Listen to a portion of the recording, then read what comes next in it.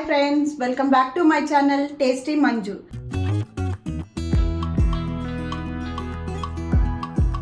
ఇవాళ ఒక రెసిపీ చూసేద్దామండి. రస్మలై ఇష్టపడిన వాళ్ళు ఎవరు ఉంటారండి? అందరికీ చాలా ఇష్టం కదా. బట్ చేసుకోవాలంటే ప్రాసెస్ చాలా ఉంటుంది. పాలు మరిగించి అవి పగలగొట్టి వాటిని చల్లార్చి మళ్ళీ అవి ప్యాటీస్ చేసి వాటిని ఉడికించి చాలా ప్రాసెస్ ఉంటుంది. అమ్మా, ఇంత లెంతీ ప్రాసెస్ ఎవరం చేసుకుంటాం? ఓపిక ఉండదు. సో బయట కొనుక్కొచ్చేసుకుందాం అనుకుంటారు. బయట కొనుక్కొస్తే మనం 1/2 kg తీసుకొచ్చిన 3-4 ప్యాటీస్ వస్తుంది, కొద్దిగా వస్తుంది. అది తిన్న తృప్తి ఉండదు మనకి.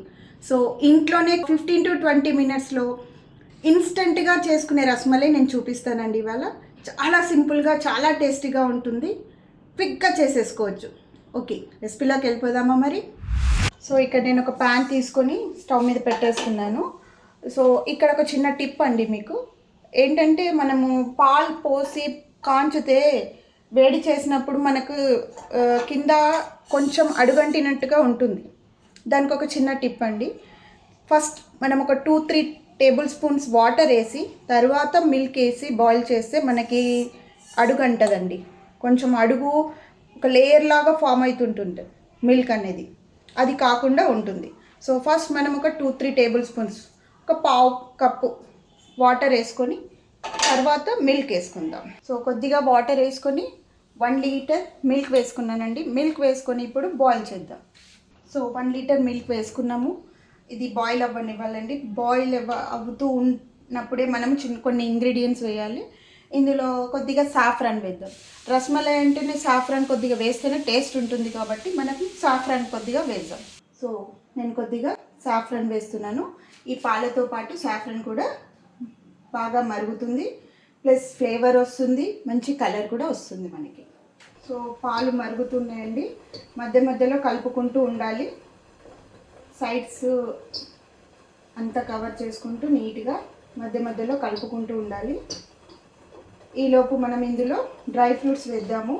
డ్రై ఫ్రూట్స్తో పాటు పాలు మరిగితే ఇంకా చాలా టేస్టీగా ఉంటుంది.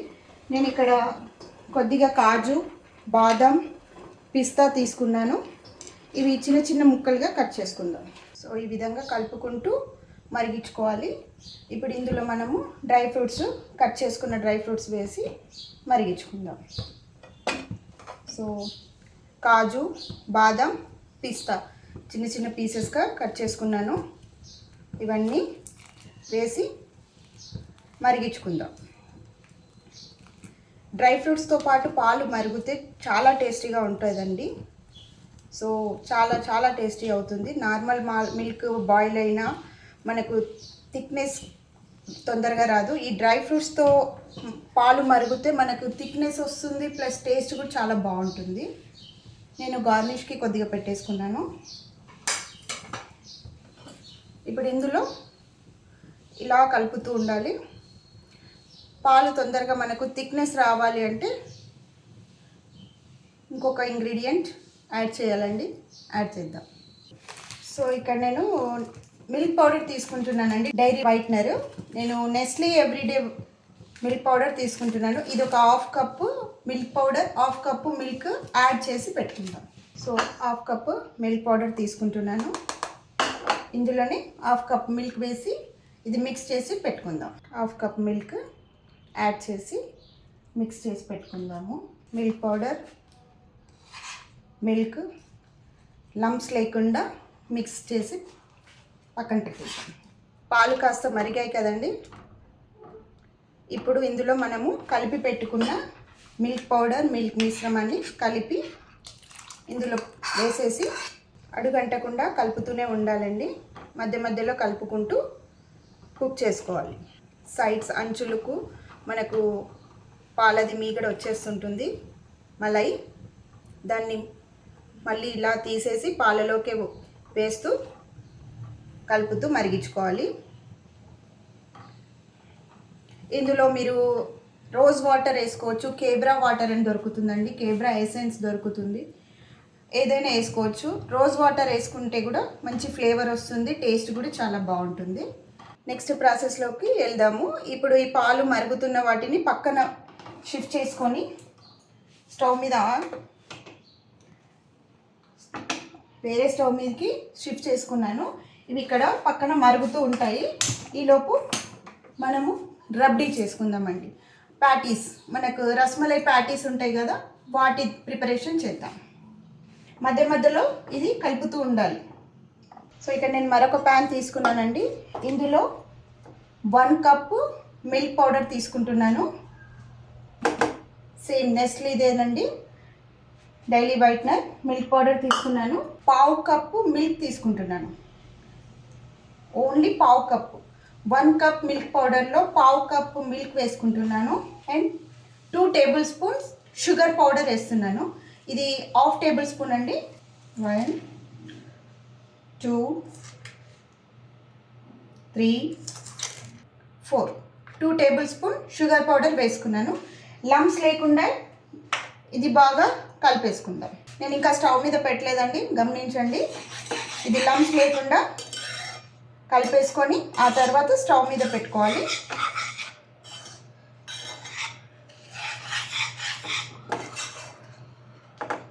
మిల్క్ పౌడర్ మూడింటిని బాగా కలిపేసుకొని ఇప్పుడు స్టవ్ మీద పెట్టేసుకుందాం.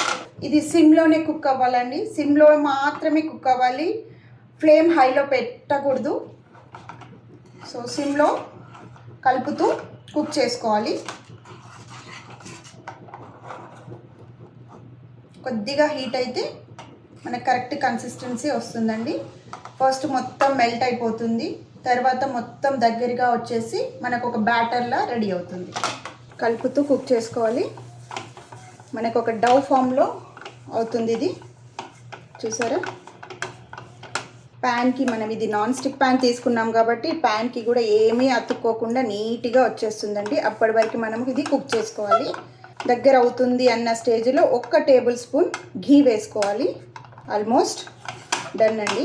చూసారు కదండి, ఆల్మోస్ట్ మనకు బ్యాటర్ రెడీ అయిపోయింది. ఈ స్టేజ్లో మనము ఒక 1/2 టేబుల్ స్పూన్ ఘీ వేస్తున్నాను.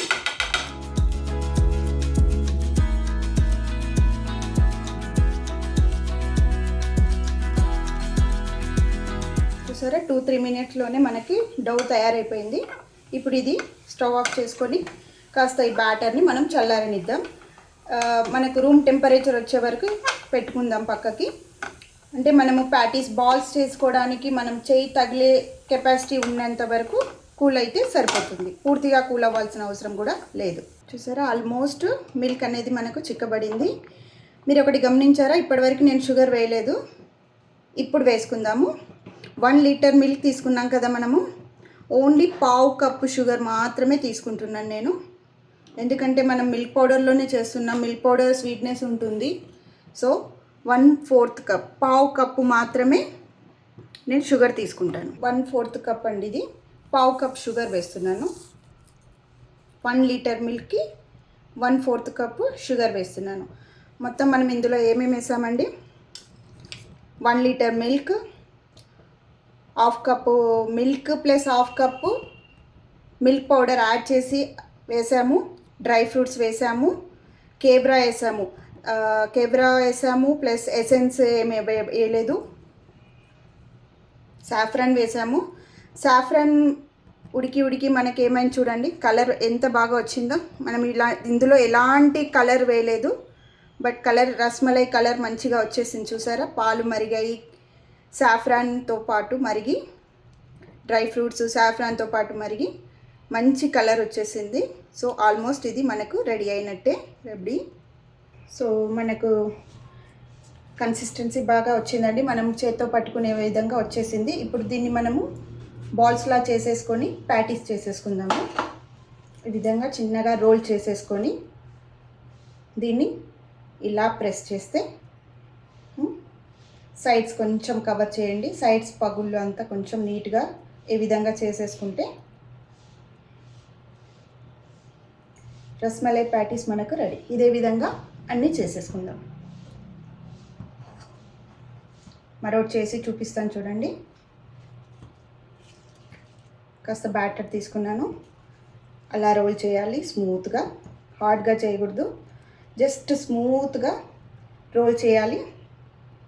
ఈ విధంగా ప్రెస్ చేసి సైడ్స్ మనకు క్రాక్స్ అనేది కొంచెం కవర్ చేసుకోవాలి. ఈ విధంగా. సో ఈ విధంగా అన్నీ చేసేసుకున్నాము. వీటిని మనం ఇప్పుడు మరిగిన పాలల్లో వేసేసి సిమ్లో 5 to 6 minutes కుక్ చేయాలండి. సిమ్లో మాత్రమే కుక్ చేయాలి, హై పెట్టకూడదు. మరొకటి వేసాక కదపకూడదు. సో వేసేద్దాం.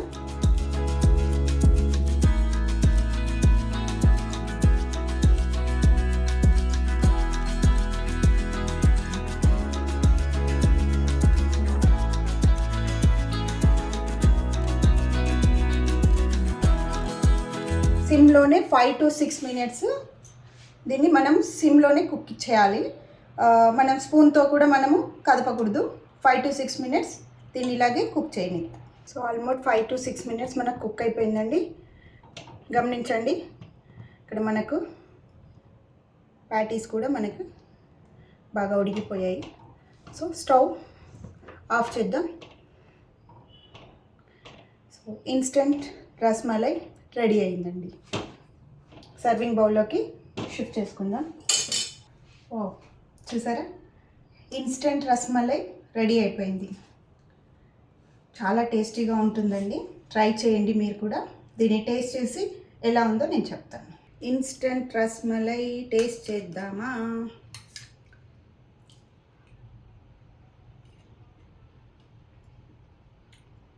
వావ్, చాలా యమ్మీగా సూపర్గా ఉందండి. మనం బయట మార్కెట్లో కొనే రస్మలై ఎలా ఉంటుందో యాజ్ ఇట్ ఈజ్ అలాగే ఉంది. చాలా టేస్టీగా ఉంది.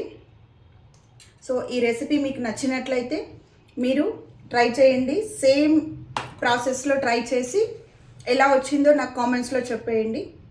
ఇలాంటి డిఫరెంట్ ఐటమ్స్ ఇంకేమైనా కావాలైనా మీకు నాకు కామెంట్స్లో చెప్పండి. నా వీడియోస్ చాలామంది చూస్తున్నారు కానీ సబ్స్క్రైబ్ చేయట్లేదు ఫ్రెండ్స్. ప్లీజ్ సబ్స్క్రైబ్ చేయండి, లైక్ చేయండి, షేర్ చేయండి, సబ్స్క్రైబ్ చేయండి ఫ్రెండ్స్ ప్లీజ్. Thank you.